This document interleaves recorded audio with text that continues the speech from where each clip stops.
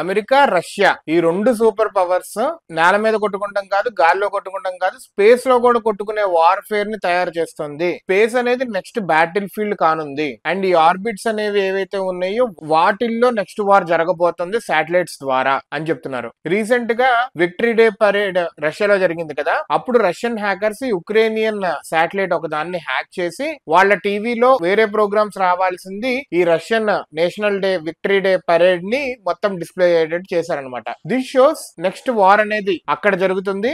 And ఉక్రేనియన్స్ ని ఒక రకంగా సైకలాజికల్ గా దెబ్బతీసినట్టే, అంటే వాళ్ళు ఈ వార్ఫేర్ లో ఓడిపోయినట్టే. అండ్ రీసెంట్ గా చాలా మంది రష్యన్స్ ఈ స్టార్లింగ్ సర్వీసెస్ ఏదైతే ఉక్రెయిన్ కి ఇస్తుందో ఉక్రెయిన్ వాళ్ళకి, వాటిని హ్యాక్ చేస్తూ వాటిని పాడు చేస్తూ ఉన్నారంట. This shows due to this America వీళ్ళు ఏమంటున్నారంటే వీళ్ళది ఒక ట్రీటీ ఉంది సేఫ్ స్పేస్ అని చెప్పి, స్పేస్ లో ఎటువంటి యుద్ధాలు ఇట్లాంటివి జరగకూడదు అని చెప్పి దాన్ని ఉల్లంఘిస్తాము, దాన్ని తీసేస్తాము అని చెప్పి వీళ్ళు అమెరికా వాళ్ళు చెప్తున్నారు. వీళ్ళు కూడా గోల్డెన్ డోమ్ అని చెప్పి ట్రంప్ రీసెంట్ గా చెప్పారు కదా, మనం ఒక 2 నెలల కిందట ఈ వీడియో కూడా చేసుకున్నాము. దాంట్లో వీళ్ళు స్పేస్ లో పెట్టుకోవాలి so that any kind of long range missile కావచ్చు ఎటువంటిదైనా అమెరికా మీదకి వస్తే అమెరికన్ సబ్ కాంటినెంట్ మీద వీళ్ళు ఆ కైనెటిక్ శాటిలైట్స్ కానీ ఇట్లాగా ఆకాశం నుంచి పేల్చగలిగే, స్పేస్ లో నుంచి శాటిలైట్స్ దగ్గర నుంచి పేల్చగలిగే సదుపాయాలు సౌకర్యం క్రియేట్ చేసుకోవాలి ఇన్ ద కమింగ్ టైమ్ అని చెప్పి, this is a very ambitious 175 billion project అని చెప్పి అమెరికా వాళ్ళు చెప్తున్నారు. సో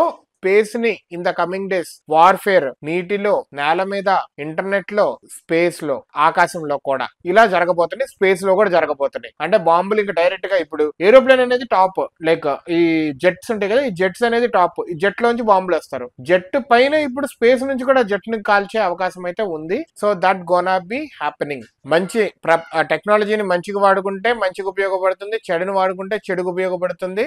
ఆధిపత్యం చూపించుకోవాలని చెప్పి ఈ రెండు కంట్రీస్ ఇప్పుడు తహతహలాడుతూ ఉన్నాయి. ఈ ఉక్రెయిన్ రష్యా వార్ స్టార్ట్ అవ్వక ముందే ఫిబ్రవరిలో కాస్మోస్ 2553 అని రష్యా వాళ్ళు ఒక శాటిలైట్ ని లాంచ్ చేశారు లో ఎర్త్ ఆర్బిట్ లో. అయితే ఇది న్యూక్లియర్ యాంటీ శాటిలైట్ అనమాట. అంటే ఏదైనా అయితే గనక లో ఎర్త్ ఆర్బిట్ లో ఉన్న శాటిలైట్స్ అన్నిటిని పాడు చేయగలిగే సత్తా ఉంది. ఇది ఏంటంటే ఇట్లాంటి చేయకూడదు, ఎందుకంటే ఆ డెబ్రిస్ అనేది ఆ లో ఎర్త్ ఆర్బిట్ లో బాగా ఎక్కువైపోయి దీని వల్ల మిగతా కొత్త శాటిలైట్స్ డ్రాప్ చేయడం కూడా చాలా కష్టం అయిపోతుంది అని ఇట్లాంటి ప్రస్తుతము కాస్మోస్ 2553 ని మెయింటైన్ చేయలేకపోతున్నారు.